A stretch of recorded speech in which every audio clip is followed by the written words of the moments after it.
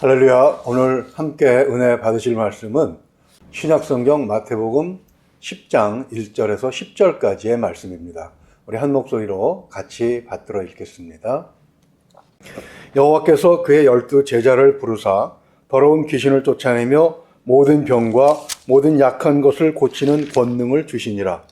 12 사도의 이름은 이러하니 베드로라 하는 시몬을 비롯하여 그의 형제 안드레와 세베대의 아들 야고보와 그의 형제 요한, 빌립과 바돌로메, 도마와 세리 마테, 알페오의 아들 야고보와 다데오, 가나안인 시몬 및 가롯 유다, 곧 예수를 판 자라.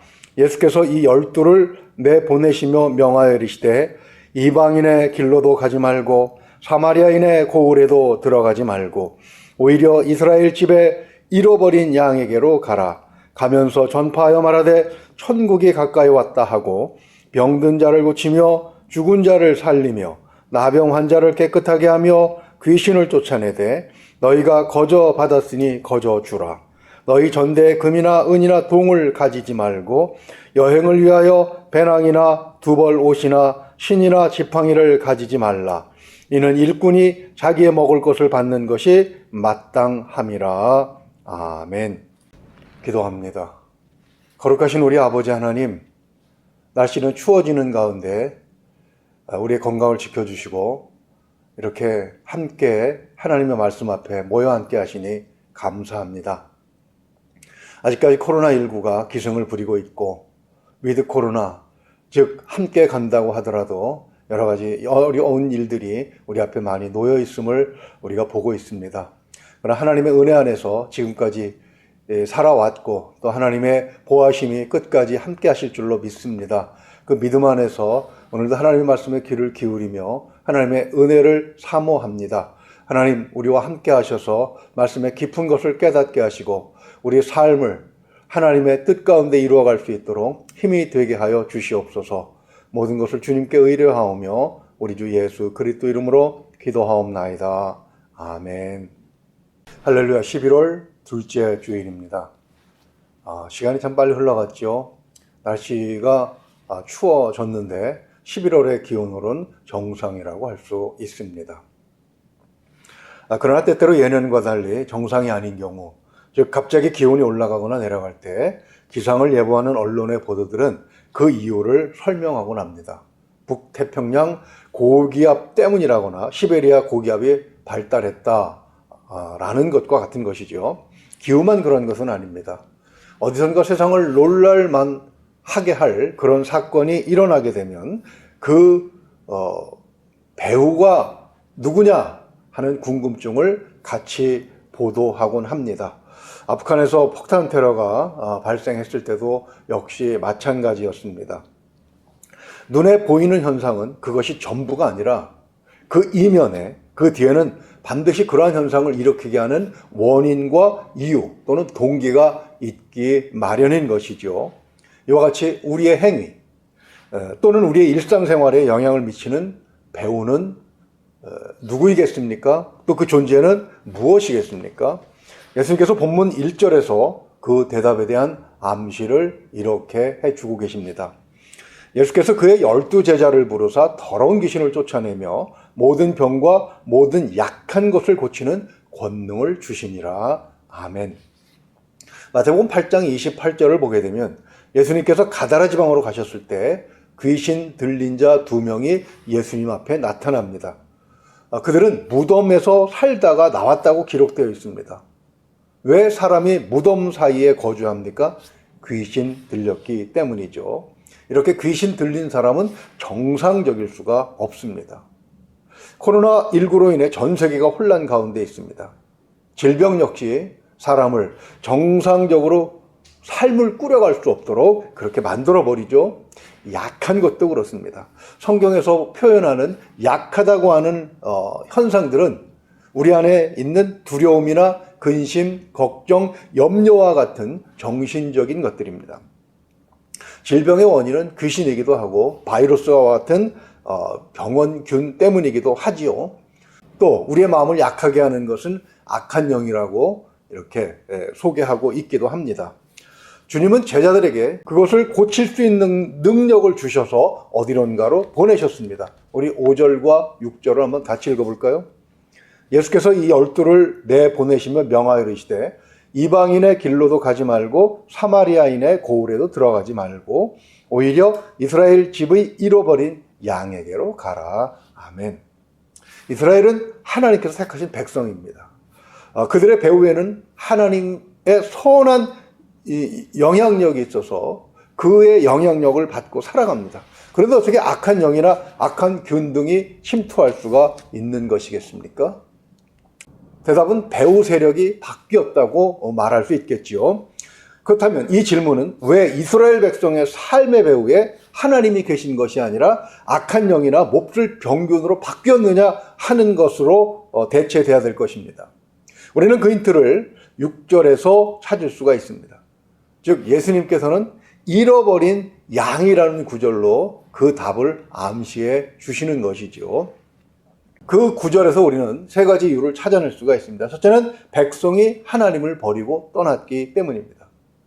여기서 잃어버린 양이란 목자를 따라가지 않고 다른 데 정신이 팔려서 길을 잃어버린 양을 의미합니다.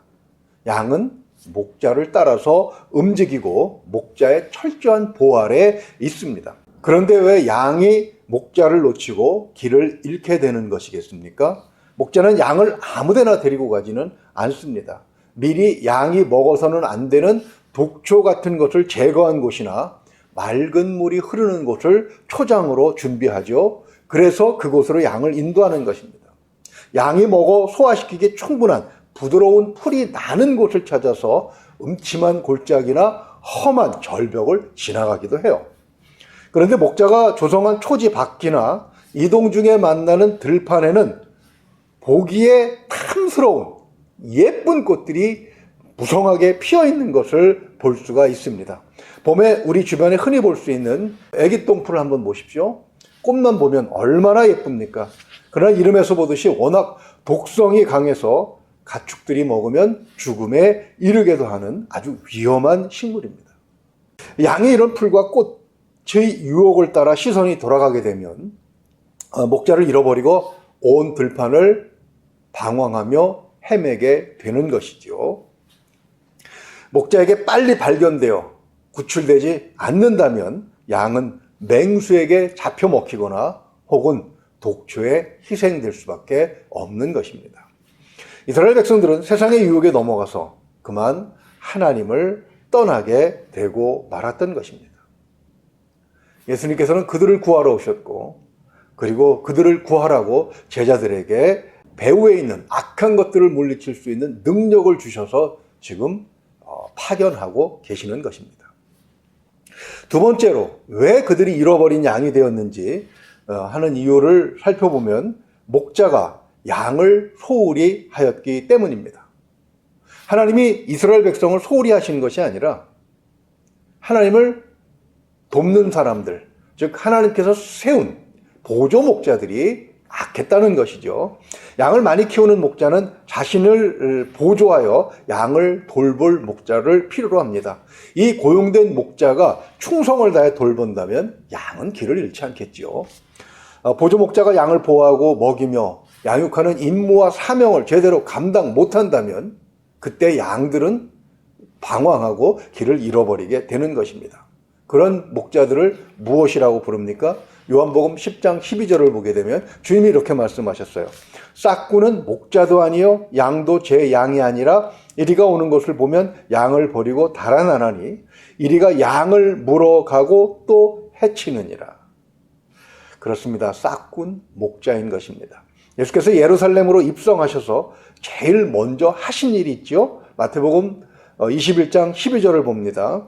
예수께서 성전에 들어가사 성전 안에서 매매하는 모든 사람들을 내쫓으시며 돈 바꾸는 사람들의 상과 비둘기 파는 사람들의 의자를 둘러 엎으시고 아멘. 예수님 당시 성전을 섬기던 제사장들은 완전히 타락해 있었습니다. 하나님께서는 원래 왕과 제사장들에게 백성을 맡겨주시면서 하나님의 양이니 너희 양처럼 잘 돌보고 지키라고 하셨습니다. 그런데 그들은 오히려 백성을 이용해서 그리고 하나님께서 주신 종교적인 권위와 정치적인 권력을 이용해서 백성들의 고혈을 짜내고 있었던 것이지요. 그들은 하나님으로부터 백성들을 멀리 멀리 떠나가게 쫓아내고 있었던 것입니다. 그런데 이제 선한 목자가 하나님의 양을 찾으러 오신 거예요. 주님은 마태복음 18장 12절에서 자신이 하늘 보좌를 버리시고 이 땅에 오신 이유를 비유를 들어서 이렇게 설명해 주십니다. 너희 생각에는 어떠하냐? 만일 어떤 사람이 양 100마리가 있는데 그 중에 하나가 길을 잃었으면 그 99마리를 산에 두고 가서 길 잃은 양을 찾지 않겠느냐? 주님은 오늘 본문에서 제자들을 통하여 이스라엘의 잃어버린 양을 찾으려고 하시는 것이죠. 하나님의 아들이 직접 오셔서 잃어버린 하나님의 양들을 되찾으려 하시지만 그러나 그것이 그렇게 쉬운 일은 아니었습니다. 본문 14절 읽지는 않았지만 우리가 찾아서 한번 읽어보죠. 누구든지 너희를 영접하지도 아니하고 너희 말을 듣지도 아니하거든 그 집이나 성에서 나가 너희 발의 먼지를 떨어버리라. 아멘. 주님께서 능력을 제자들에게 주어 양을 되찾는 작업을 시작하셨어요. 그들이 다 구원받고 돌아오면 얼마나 좋겠습니까? 이스라엘은 그렇게 목자를 따르지 않고 오히려 자신들을 살리려 오신 주님을 십자가에 못 박아 죽이는 만행을 저지르고 맙니다. 그 일에는 오늘 본문 4절 말씀처럼 제자들 중에 예수를 판 자도 있었어요. 이런 과정을 통해서 이스라엘의 배후가 바뀐 것입니다. 배후가 바뀌었을 때 그들의 운명은 어떻게 되겠습니까? 자신들을 구하러 오신 예수님을 십자가에 못 박은 유대인들의 배후에는 악한 영이 자리 잡는 것, 그것은 너무나 당연한 것이었겠죠. 하나님께서는 악한 영을 등에 업고 하나님의 전 안에서 활동하는 자들을 더 이상 보호하지 않으셨습니다. 그 결과 첫째로 나타난 현상은 예루살렘이 몰락한 것이죠. 그렇게 예루살렘 성벽과 성전이 무너지면서 유대인들의 종교적 기반도 완전히 파괴되어 버립니다. 제사장 제도도 사라져 버리고 특권층을 형성했던 모든 기반들이 다 소멸되어 버렸죠.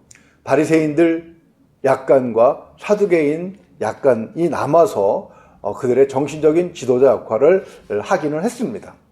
그들이 자랑하는 웅장한 성전에서 드려지는 장엄한 예배는 하나님께서 받으실 만한 것이 되지 못했기 때문에 그들을 살리지 못했던 것이지요. 남아있는 바리새인들과 사두개인들은 성전이 무너지고 종교적 기반이 무너졌기 때문에 유대 백성을 위해서 어떤 결단을 내려야 했습니다.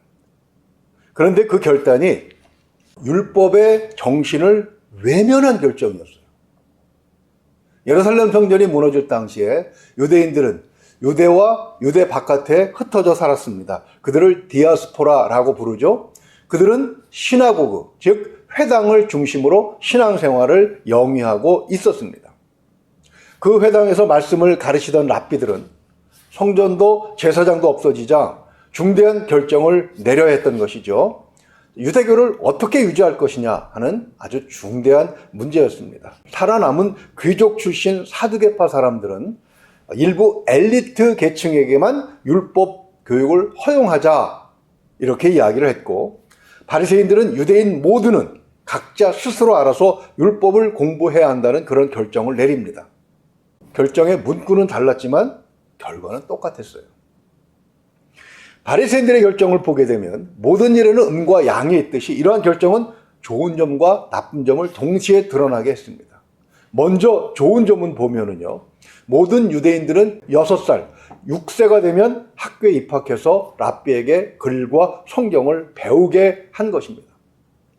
지금 우리나라에서는 이것이 너무나도 당연한 일이지만 주 70년경의 세계에서는 절대로 평범한 일이 아니었죠. 당시 세계는 절대 다수가 문맹이었던 시절이었기 때문입니다. 대단한 일이죠. 학교에 가서 공부를 하는 제도를 만들었다는 것. 그것이 모든 사람에게 요구되었다는 것.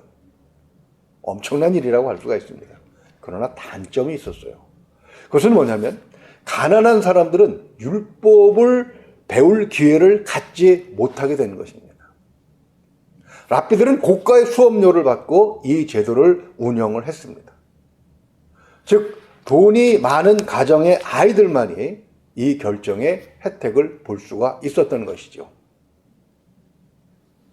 귀족의 자녀들만, 특별한 엘리트 계층만 가르치자는 사두개파들의 결정과 모든 국민들은 다 율법을 배워야 한다는 바리새인들의 결정은 동일했던 것입니다. 왜 이 결정이 문제가 되고 그 근거는 무엇이겠습니까? 오늘 본문 8절을 함께 읽어보겠습니다. 병든 자를 고치며 죽은 자를 살리며 나병 환자를 깨끗하게 하며 귀신을 쫓아내되 너희가 거저 받았으니 거저 주어라. 아멘. 율법 교육의 핵심은 하나님이 어떤 분이신가, 하나님의 뜻이 무엇인가를 파악하는 것입니다. 그리고 그 파악한 뜻에 순종하여 삶 속에 그것을 적용하는 것이죠. 주님의 이 명령에는 율법의 정신, 즉 하나님의 백성이라면 하나님 앞에서 어떻게 살아가야 할지에 대한 하나님의 뜻이 담겨 있습니다. 거저 받았으니 거저 주어라. 하나님의 은혜는 돈을 받고 팔거나 그것을 이용해서 치부의 수단으로 삼아서는 안 되는 것입니다. 이것이 바로 율법의 정신이죠. 새벽에 레위기를 강해하고 있습니다. 레위기는 1장에서 7장까지 구약시대 5대 제사, 즉 5가지 제사에 대해서 자세히 설명을 하고 있죠. 이스라엘 백성은 모두 이 제사에 참여해야 합니다. 제사에는 반드시 예물을 가져가야 하죠. 그 제사에 가져가는 예물의 기본이자 원칙은 송아지나 양, 염소와 같은 집에서 기르는 가축입니다. 그러면 그런 가축이 없는 가난한 사람은 제사에 참여할 수 없는 것입니까? 그렇지 않습니다. 그런 사람들은 산비둘기나 집 비둘기를 가지고 가서 제사에 참여할 수 있었습니다. 심지어는 그것도 못하는 사람들이 있었어요. 그런 형편이 없는 사람들에게는 곡식가루 10분의 1 에바 정도의 곡물로 제사에 참여할 수 있었던 것입니다. 10분의 1 에바는 2리터짜리 생수병 하나를 생각하시면 됩니다. 이것은 백성들이 레위 지파 사람들에게 율법을 배울 때도 그대로 적용되었습니다. 누구도 빠짐없이 하나님의 율법을 배울 수 있었어요. 레위 지파는 직업이나 기업을 갖지 못했습니다. 오직 백성들에게 율법을 가르치며 그들이 주는 것만을 먹고 살도록 하셨기 때문입니다. 그 지역에 부자들이 많아서 많은 것을 가져오면 좀 풍족하게 살 수 있었고, 그렇지 못하고 가난한 지역에서 레위 지파 역할을 해야 한다면 그 지역 사람들과 같이 굶주려야 했겠지요. 그것이 바로 하나님의 뜻이었습니다. 빈부의 차별이 없이 하나님의 뜻, 하나님의 말씀을 모두가 아는 것, 그것을 배우는 것, 그리고 먼저 말씀을 받은 자들은 그것을 가르치는 것, 그것이 바로 하나님의 뜻이었던 것입니다. 그런데 예루살렘이 그 일을 감당하지 못했어요. 그리고 성전은 무너져 버렸습니다. 성전이 무너질 때 앞에서 말씀드린 것처럼 제사장 제도뿐만 아니라 율법의 정신까지 무너뜨리고 말았던 것이죠. 그 결과는 민족 전체로 볼 때 아주 참혹한 결과로 이어지게 됩니다. 즉 잘못된 결정은 잘못된 불행한 결과를 가져오게 되는 것이죠. 2012년에 이탈리아 보코니 대학의 경제학 교수 마리텔라 보티치니와 이스라엘 텔아비브 대학의 츠비 엑슈타인 교수는 The Chosen Few라는 책을 공동으로 저술했습니다. 주 70년대에서 1492년에 이르는 기간 동안 교육이 어떻게 유대인의 역사를 만들었는가라는 주제로 유대인의 사회 경제적인 특징을 해설한 그런 아주 멋진 책입니다. 이 책의 설명에 의하면 예루살렘 성전이 로마의 티투스 장군에 의해서 무너질 때 유대인들의 숫자는 유대 지역 안팎에서 대략 550만 정도가 살고 있었습니다. 그랬던 인구가 15세기, 즉 1492년까지 무려 5분의 1로 줄어들어요. 다른 역사를 보게 되면 이미 7세기, 주 600년대에 유대인이라고 할 수 있는 사람들은 120만 명으로 급속하게 줄어들었다고 되어 있습니다. 그 이유는 바로 율법의 정신을 외면한 랍비들의 결정 때문이었습니다. 돈이 있는 부유층은 아이를 학교에 보낼 수 있었지만 나라는 망했고, 그리고 절대 빈곤에 허덕이던 백성들은 아이를 학교에 보낼 수도 없고 율법을 별도로 가르칠 능력도 없었습니다. 그런데 유대 사회에서는 계속 율법을 강요를 해요. 살아가려면 어떻게 해야 되겠습니까? 유대교를 떠날 수밖에 없는 것이죠. 그들은 다른 종교, 당시 그 지역을 지배하고 있던 이슬람으로 개종을 하면서 생명을 이어갈 수 있었던 것입니다. 지도에서 보듯이 7세기 이슬람 제국은 지중해 남부를 중심으로 서쪽으로는 스페인, 동쪽으로는 인도에까지 그 세력을 뻗칠 만큼 대단했습니다. 이렇게 제국의 영토가 넓어지면서 각 지역 간의 경제 교류도 활발해졌습니다. 도시 중심의 상업이 발달한 것이죠. 이때 로마의 탄압을 피해서 각 농촌 지역에 흩어져 살던 유대인들이 대거 도시로 진출하게 됩니다. 왜냐하면 상업의 발달은 문자를 아는 사람들을 필요로 하기 때문입니다. 자, 품목들을 기록한 문서를 읽고 쓸 줄 알아야 되겠죠. 그리고 계약서를 작성할 수 있어야 하는데 바로 유대인들이 적격이었던 것입니다. 그래서 그들은 7세기에 이미 그 모슬렘 사회를 중심으로 경제 엘리트의 자리매김을 하게 되는 것이에요. 그러나 우리가 잘 알다시피 유대인들에 대한 지중해 주변 세계인들의 인식은 그렇게 좋지 않았습니다. 셰익스피어는 베니스의 상인에서 유대인 샤일록을 피도 눈물도 없는 고리대금업자로 표현하고 있죠. 빚을 못 갚으면 장기를 빼서 팔아먹는 아주 잔인한 그런 고리대금업자들이 있다고 하죠. 유대인 샤일록을 바로 그런 자들의 시조로 그렇게 묘사하고 있는 것입니다. 그 인식은 그대로 20세기까지 이어집니다. 결국 2차 대전 때 히틀러에 의해서 600만이 학살을 당하는 아주 처참한 일을 당하게 되고 마는 것입니다. 하나님을 외면한 그들이 하나님의 뜻마저 포기했을 때 그들의 배후에 작용하는 악한 영은 그들을 겉보기에는 세상 사람들이 부러워할 만한 많은 부와 명성을 쌓게 했습니다. 그러나 실질적으로는 어떻습니까? 수천 년을 통해서 그들을 계속적으로 지독한 지옥으로 내몰고 있는 것입니다. 지금도 세계 경제의 3분의 1을 유대인들이 장악하고 있다고 합니다. 그렇지만 정작 그들의 본거지인 이스라엘에서는 전쟁의 화염이 끊이지 않고 있지 않습니까? 예수님은 이렇게 하나님의 잃어버린 백성을 찾으시기 위해 이 땅에 오셨습니다. 온 인류를 구원하시기 위해 십자가에 못 박혀 돌아가시고 부활 승천하시면서 우리들에게 천국의 소망을 주셨죠. 그 사명은 본문에서 보듯이 제자들에게 이어졌습니다. 제자들에게 또 그 제자들에게 이어져서 오늘 우리에게까지 온 것입니다. 본문 9절 말씀처럼 교회는 금이나 은이나 돈 같은 재산을 축적해서 부를 쌓는 집단이 아닙니다. 본문 4절에 그의 이름 뒤에 곧 예수를 판 자라는 오명을 얻게 된 가룟 사람 유다가 가졌던 그런 정치적인 야망을 실현하기 위한 집단도 아니라는 것입니다. 코로나19로 인해 교회가 모이지 못한 지 꽤 오래되었습니다. 물론 우리만의 문제는 아닙니다. 전 세계적인 현상이죠. 그러나 그로 인해서 발생할 수 있는 문제는 예루살렘의 멸망 후에 나타난 유대인 공동체의 형편과 같다고 할 수 있기 때문에 이 코로나19로 인해서 교회가 모이지 못하는 시간들이 길어지는 것에 대해 우려를 금할 수가 없는 것입니다. 우리와 우리 후손들, 그리고 우리와 같은 지역에서 같은 시대를 살아가는 이웃들의 배후에는 어떤 영들이 있어야 되겠습니까? 교회 사명은 그 뒤에 악한 영이 존재하지 않도록 귀신을 쫓아내며 병을 고쳐주며 그리고 천국으로 인도하시는 하나님의 뜻을 가르쳐 주는 것입니다.